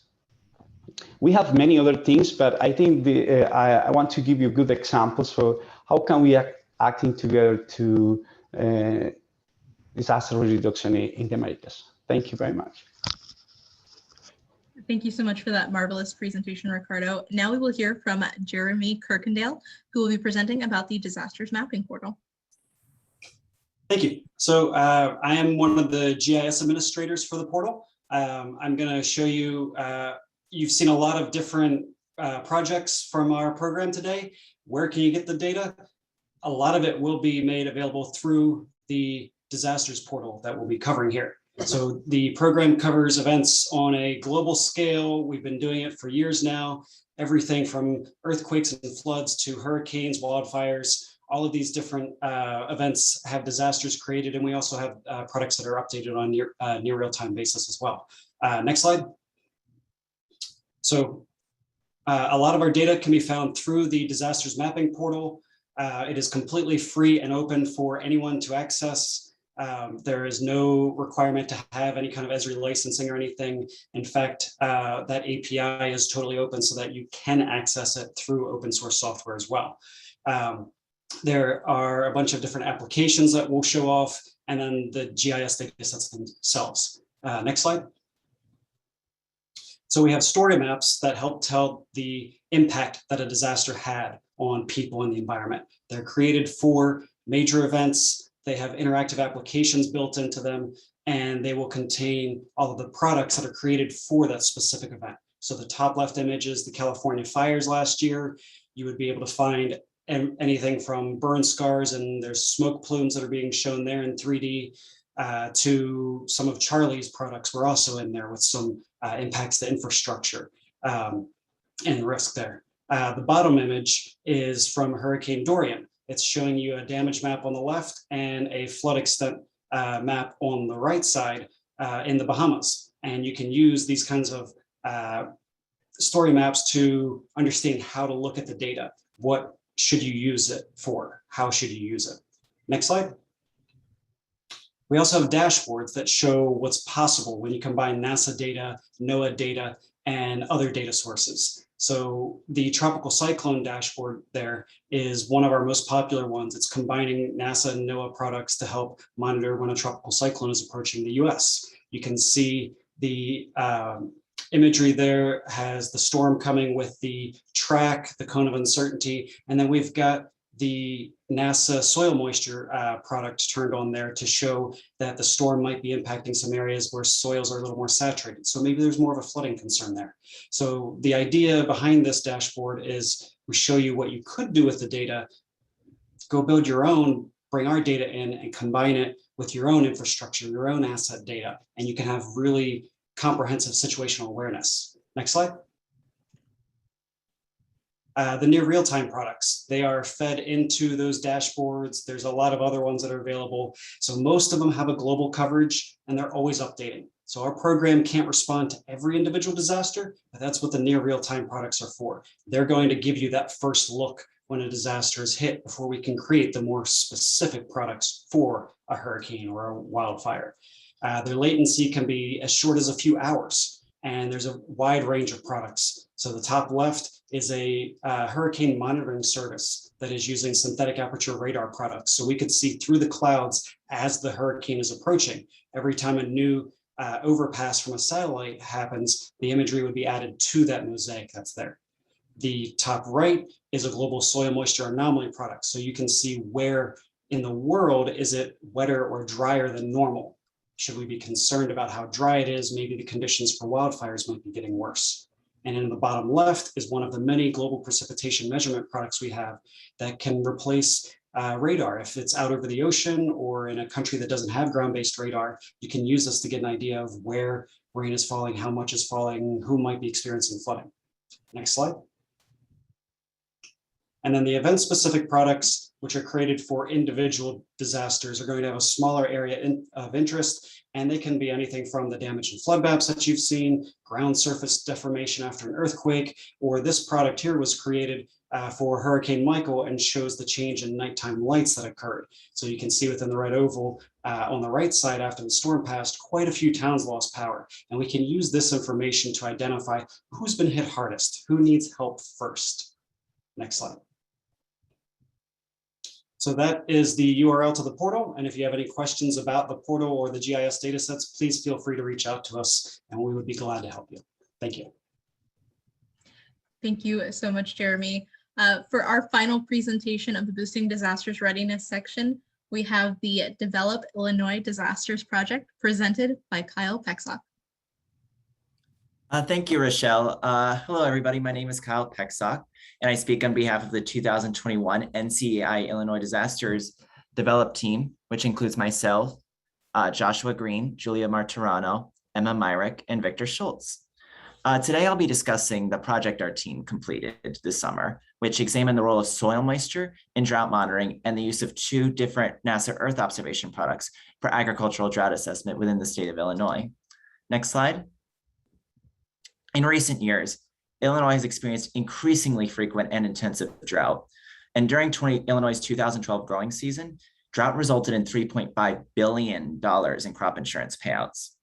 For this project, we examined different soil moisture measurements used to detect agricultural drought, which occurs when soil moisture availability falls to a level that inhibits crop growth. Drought in Illinois reduces crop yields in corn and soybeans, negatively impacting the state's economy. As over 70% of Illinois' land cover comprises of agriculture, the state's economic success and the availability of related resources to the globe are highly influenced by the productivity of this industry. Stakeholders require effective drought assessment tools and resources to prepare for the potential economic and environmental damage. This project compared satellite, modeled, and in situ data products within the extent of Illinois and examined their ability to measure soil moisture and express drought conditions. The main objective of this project was to compare in situ and remotely sensed data to achieve a comprehensive assessment of soil moisture data and combine NASA Earth observations with existing infrastructure to enhance environmental forecasting and decision-making. The project partners are listed to the right of this slide, whom have a focus in drought monitoring and the technologies associated with it. Next slide. Our project analyzed and compared 3 soil moisture products between 2003 and 2021, which are listed to the left of the slide.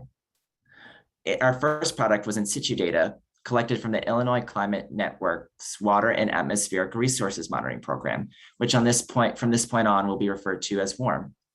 Our second product was modeled data from NASA's Short-Term Prediction Research and Transition Center Land Information System, also known as SPORT LIS, and on this point on, we'll refer to that as SPORT. And lastly, we acquired remotely sensed data from the NASA Soil Moisture Active Passive, or SMAP satellite, which was our remotely sensed NASA Earth observation product. And this satellite product only had data from 2015 to 2021, since the satellite was just launched in 2015. All data products were standardized to a 9-kilometer spatial resolution and a daily temporal period. Python scripts were designed to generate time series from raster files for raw volumetric water content, a way to measure soil moisture, which created spatial data such as the one shown in the GIF in the center of the slide. These were then used to produce anomalies based on the historical climatologies and a 31-day mean. Lastly, percentiles were developed based on the full time interval. Example of how these data were produced can be seen in the bottom center of the slide. We created spatial plots by mapping average interannual statistics for each data product at each warm station, which can be shown mapped in the top right of the slide. We also took a closer look at 2 case studies, which included the city of St. Charles, and created plots to more thoroughly evaluate relationships on a smaller temporal and spatial scale. Finally, we produced comparison scatter plots for sport versus warm and SMAP versus warm, which an example of is shown in the bottom right corner of the slide.